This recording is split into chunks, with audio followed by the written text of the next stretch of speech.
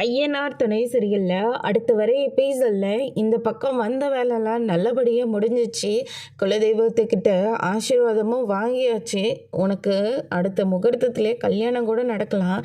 இப்போ நம்ம சென்னைக்கு போகலான்னு இருக்கிற வேலையெல்லாம் அப்படியே விட்டுட்டு போயிட்டு வந்துட்டோம் அப்படின்ற மாதிரி வந்து சொல்லிடுறாங்க.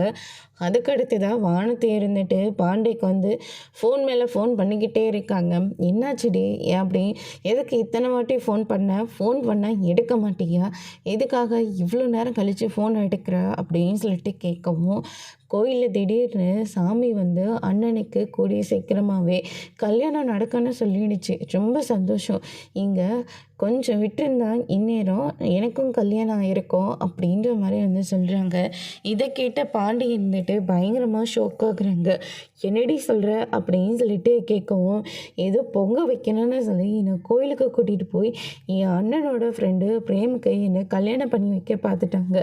தாலி கட்ட நேரத்தில் நான் ஏதோ ஒன்று சொல்லி சமாளித்து இந்த கல்யாணத்தை நான் நிப்பாட்டிட்டேன் அப்படின்ற மாதிரி வந்து சொல்லிடுறாங்க. எவ்வளோ சொல்லியும் கேட்காம நான் ப்ரெக்னெண்ட்டாக இருக்குன்னு சொன்ன உடனே அவன் தாலி கட்ட மாட்டான்னு சொல்லிட்டு தெரிச்சு ஓடிட்டான் அப்படின்ற மாதிரி வந்து சொல்லிடுறாங்க. என்னடியும் உங்கள் வீட்டாளுங்களை நம்பி விட்டுட்டு வந்தால் இப்படியெல்லாம் பண்ணி வச்சுருக்கானுங்க அப்படின்னு சொல்லிட்டு கேட்கவும், போலீஸில் கம்ப்ளைண்ட் கொடுத்தோம், இவங்க யாருமே திருந்தவே இல்லை. இதுக்கு மேலே என்னால் இந்த வீட்டில் இருக்க முடியாது, தயவு செஞ்சு என்னை வந்து கூட்டிகிட்டு போயிடு அப்படின்ற மாதிரி சொல்கிறாங்க. அதோட இன்னைக்கான பிரம்ம முடிச்சிருக்காங்க.